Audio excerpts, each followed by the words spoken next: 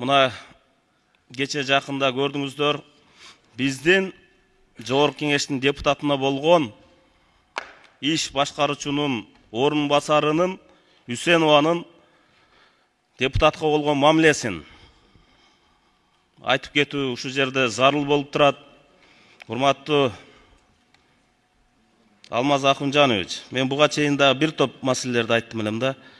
Ошо эле депутаттын статусу 24-беренеде так жазылып турат. Жогорку Кеңештин депутатына тийиштүү сурак жай, кызматтык жай, жеке жана кызматтык транспорт каражаттары.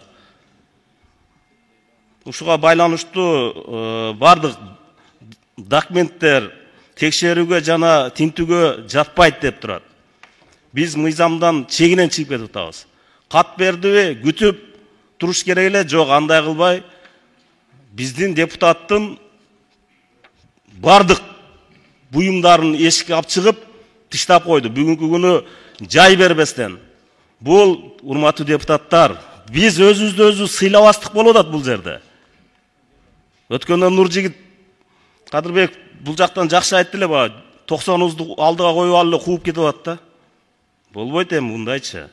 Буну ошондуктан мына 137-беренеде дагы жазылып турат. Тагы ошол жердечи. Урматтуу депутаттар, Алмаз Ахунжанович мына ушу Үсенованы жумуш ордунан алуу боюнча мен сунушумду берем сиздерге.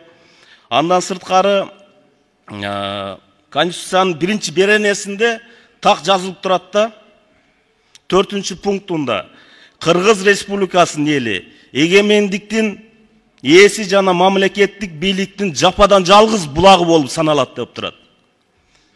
Ошондой эле 6-абзасында Кыргыз Республикасынын элинин атынан президент жана Жогорку Кеңештин депутаты гана сүйлөй алат да. Мына ошондуктан урматтуу эл өкүлдөрү, урматтуу коллегалар, ушу маселени коелу, талапты коелу. Бул жерден депутатты сүйлөтпөй коюу, бул шайлоочуларды, кыргыз элин сүйлөтпөй коюу болуп саналат. Кыргыз элин бар болсун, оозу мурду жок болсун дегенге бар айтабызбы? Качан токтотобуз? Мыйзам түрүндө ишти алып баралы. Биздин кесиптешибиз Тазабек Икрамов көтөргөн маселе бул жөнөкөй маселе эмес. Бул конституциялык маселе. Бул Жогорку Кеңеш менен аткаруу бийлигинин ортосундагы маселе. Бул Жогорку Кеңештин мамлекеттик башкаруудагы орду жөнүндөгү маселе. Депутат Бакиров жагабы жакпайбы, ал экинчи маселе. Депутат Бакиров элдин добушу менен келген эл өкүлү. Анын макамы бар. Анын макамына ылайык бул кесиптешибиздин кабинетине кирип тинтүү эмес, кабинетин ачууга эч кимдин укугу жок. Мен жетекчиликтен сурайм да, бул Жогорку Кеңеш кимдин балансында? Кимдин менчиги өзү? Биз карашыбыз керек. Исанбаевич, Жогорку Кеңеш госугуштун балансында, биздин балансыбызда жок бул. Ал мамлекеттик мүлктүн, ал управдела менен кызматында эмес. Жок, анын балансында эмес. Баракелде. Ошондуктан урматтуу кесиптештер, мага тийбес эле болду, калган эмне болсун дегенибиздин жыйынтыгы ушуга келди. Мен биринчи күндөн баштап айтып келатам. Биз Жогорку Кеңеш өзүбүздүн ордубузду өзүбүз ордуна коймоюнча биз менен эч ким эсептешпейт. Конституция тебеленип атат. Мыйзамдар тебеленип атат. Мен өткөндө айттым го, конституцияны, мыйзамдарды бузуш боюнча рекордсмен бул Жогорку Кеңеш.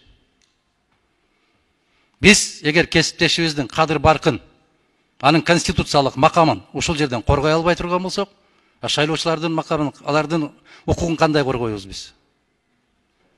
Кайсы бир иш башкарманын орун басары келип, депутаттын жумуш бөлмөсүн бошотуп коюу деген, бул менимче башка мамлекетте уруксат эле шылдың болдук.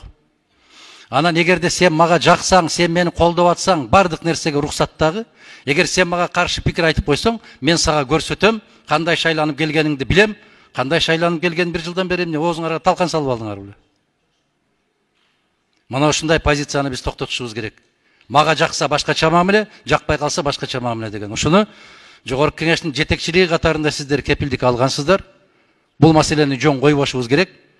Бир гана Икрамов айтып койду, анан ары карай кете беребиз деп эмес. Муну абдан кылдаттык менен изилдеш керек. Себеп бул жогорку кеңеш жөнүндө маселе болуп атат. Өздөрүнө тиешеси жок мекемени управ делами башкарат деген мындай болбойт иш кашпарамалыгы.